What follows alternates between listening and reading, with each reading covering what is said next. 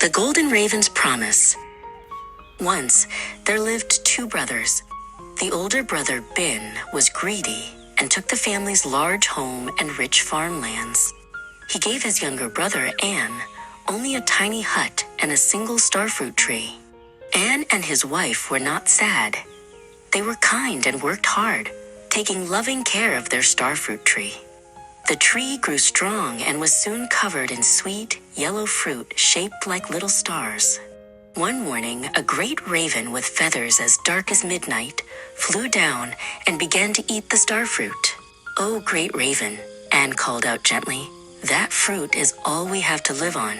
The raven turned its wise eyes to him and spoke, "For each fruit I eat, I will repay you. Make a bag 3 feet long, and I will fill it with gold." Anne trusted the bird and made the bag. The great raven returned and said, "Climb upon my back." Together they flew up, up, up, soaring over green mountains and fluffy white clouds, until the world below was just a tiny patch of green. They landed on an island where the sand glittered and the rocks shone. It was an island made of pure gold. Anne remembered his promise and filled his 3-foot bag, taking only what he could comfortably carry. Back home, Anne and his wife used the gold to help themselves and their neighbors.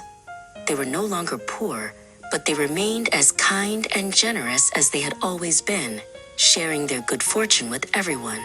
When Ben saw his brother's new life, his heart filled with jealousy.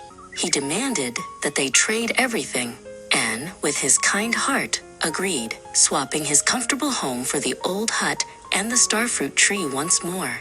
Ben waited by the tree. When the great raven came, he shouted angrily, "This fruit is mine! You must pay me." The raven looked at him and gave the same reply, "Make a bag, and I will repay you." But Ben was not honest. He made a huge bag, 6 feet long, and on the island he stuffed it with as much gold as he could. The great raven struggled to take off, weighed down by Ben's greed. As they flew over the sea, a storm began to brew. The bag was too heavy. "You must drop some gold," the raven cried. But Ben refused. The weight of his greed was too much to carry, and he and his heavy bag tumbled into the churning waves below, never to be seen again.